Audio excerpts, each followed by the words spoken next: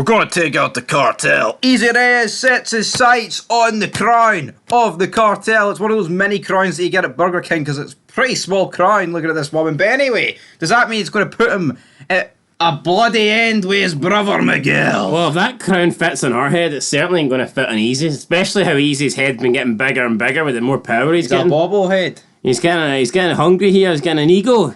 Getting a big head, and I don't think her little crown's going to fit in his big head. But anyway, we're here to talk about Easy and him trying to take down the Mayans. I'm just getting like flashbacks of the World War here with the Nazis trying to take on so many different enemies from different sides. It's like, I mean, you've got Easy. I mean, at first they wanted to take on the Civil War. He wanted to take on all the other Mayan charters. Now he's like, fuck the Mayan. He still doesn't seem to be on good terms with the other Mayan charters. He just wants like California to become the one big charter, and then he wants to take on the Suns, and like he isn't interested in peace, and now he's focusing his sights on the cartel. It's like, what the hell is this guy doing? Yeah, I have no idea what this guy's doing, but we did see in the first trailer that was released for this season, Miguel goes to Angel and says that you need to tell your brother to stop. So obviously, Easy must be trying to cut ties with the cartel after the whole heroin being burnt down. Cut ties? I think he's trying to fucking eliminate them. Well, you have to cut ties before you eliminate them. Sever the ties, for God's sake. Sever their heads off. But, I mean, the cartel doesn't have a lot of, star power. It's got the midget woman, which I do not... What's her name? I don't even care. I don't care, but it's got Miguel, right? And Miguel's word. Danny Pino. There's a lot of people out there that love Danny Pino. I'm not really a fan of Danny Pino. Probably the most I like Galindo was in the first couple of episodes. He was good when he almost killed Emily. I thought, well, I kind of enjoyed him when his son just got kidnapped and he was like, torturing people, and he's like, yo, did you put the hit on my drugs? Remember? And he was beating up Alpha and cut his arms off and shit. He's pouring oil on people. Yeah, no, I like that. The ruthless aggression version of Miguel Galindo, but... Does this beg the question, right? Do you think Easy's going to go to war on all fronts, or do you see this beef with the cartel ending the series rather than all three at once? Because we see the introduction of a new MC as well, but what do you see happening? 3 different arcs, or all 3 one together and see what sticks against the wall? Well, obviously they're all going to be like intertwined, like they're not just going to be... Intertwined, mate.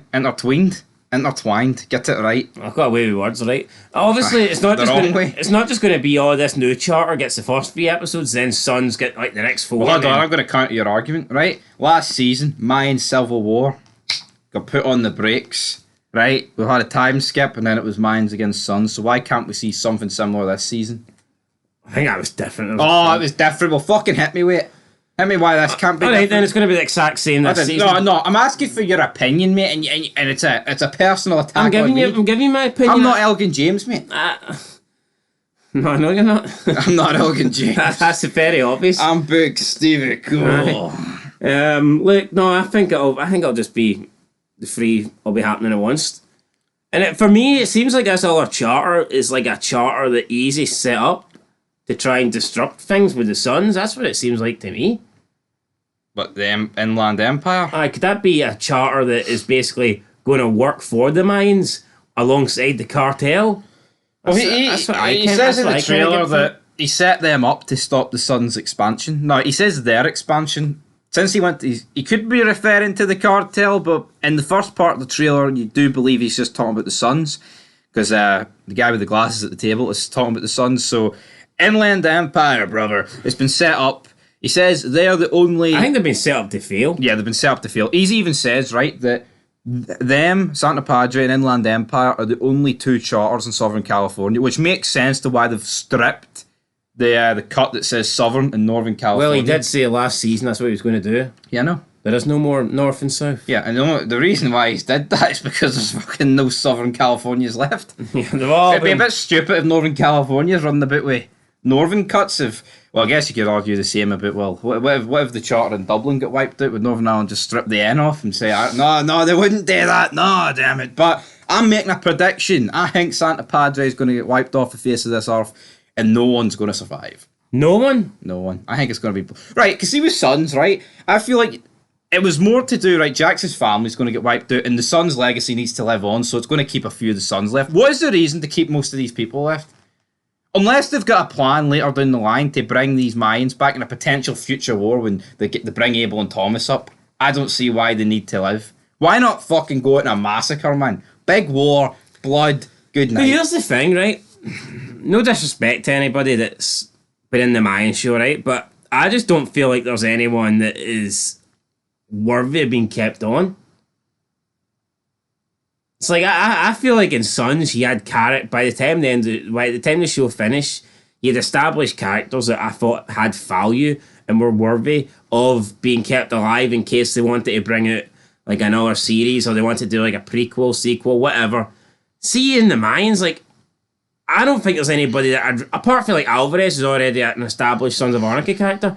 I don't think there's anybody that in the Mayans that I would really want to see. Say we got a Grim Bastard spin-off, right, for some weird reason. So would you not be bothered if Easy showed up?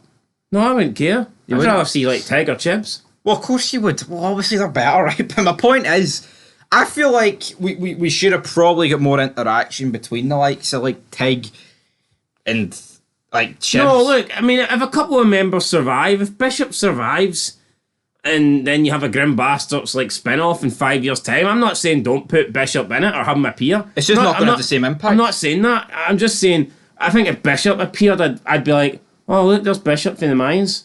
But when Tig appears in the Mines, like, holy shit, there's Tig. Right. I mean, look at Tig. The kick bloody false advertising him every single week to get people to watch. Oh, is this the week Tig comes in? Is this the week?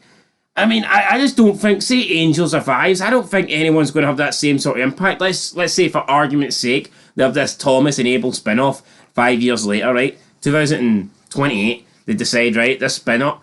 See if they're like, oh, show you, see if they do a season 1 like trailer, and at the end of the trailer, they show you Angel walking. I don't think you're going to be buzzing. I don't think you're going to be, oh, I can't wait to see Angel. I just don't think it has that same sort of effect, because I don't think these characters are at the level that the Sons characters were. They're not, but do not argue. Do not think it's a good point. We'll say we do get the Sons in like 10, 15 years later, and we're back with Sam Crow, and when they are meeting with the Mayans or they're having a war against the Mayans, does it not mean a bit more if you've still got some of these guys around the Mayan table rather than Doc, Terry sort of level Mayans? You get where I'm coming from? No, I do get where you're coming from, but again, Sam Crow never really, they're not even in a battle with these. I mean, Tig didn't even meet them. I mean, Tig literally had a secret conversation with Alvarez. There is, alright, Chibs, I guess, showed up and had a little sit-down, like, and Montez got killed, but there's just not a big connection here, in my opinion. Jackie Boy would be proud, and Bishop's like, yeah, because I met him so many fucking times. Anyway, Bishop doesn't know who Jackie Boy is. This video's got a bit sidetracked, but you know what? You may as well talk about guys that are over. But anyway, who's winning? The Cartel or the Mayans? The Mayans, because the Cartel have nobody. They've got Galindo. And I don't know how Galindo's happy running about being like a number 2 to that woman. Ah, well, he's getting Emily locked up being a housewife. Seems to be from the new trailer. Is that worthy of a fid? No, there's too much to talk and about. To the person that said, where you been, like, cartels... what women lead cartels? Maybe they share power alongside their husbands or something like that, or their fathers, but... Name me a woman that actually leads a cartel. I don't know, unless Pablo Escobar got a sex change. I'm not aware of it, brother. I think this is all... I think this is all, like, false and women empowerment. I don't believe... There was one guy in our feed that commented, right? It doesn't mean it's... Yeah, but I don't believe for a second that you get athletes running about leading shit. Well, at least with her thing, it's a rebel cause. It's not like a cartel backed by the CIA or something. I'm still not buying it. Right, fair enough. Well, I mean, do they fucking buy kids? Well, I actually do. No, get I don't. kids I don't soldiers, buy. To be fair, but no, anyway, you know what? Right, it doesn't matter, right? What I buy is Galindo walking about with Nestor as his fucking right hand man. That's what I buy. What side's Nestor going to choose? I mean, Galindo didn't really show any disloyalty to Nestor. He kind of just took off in a helicopter, didn't he? He did, but well, I guess you could argue that was disloyal in itself. And then Alvarez showed loyalty to Nestor. I need to know where your loyalties lie. But none of the other Mayans are really, from what we've seen, it's almost like they didn't want Nestor in the club. And with Alvarez pretty much being kicked out, I don't know. Where does Nestor's loyalties lie? That's a separate thing. We'll put up all these polls. Nestor wasn't even in the trailer. Don't know where Nestor is. He was. He wasn't the He trailer. wasn't doing anything relevant. No, he was just standing in the background like he was there. Did nothing. Anyway, guys, that's us. Hold on. Hank's done that for 4 seasons and you're not fucking complained? I have complained. Right, see when season 4 characters come out, you'll fucking find out how far Hank is down my list, right? 40 to rank. Check it out. But until next time, peace.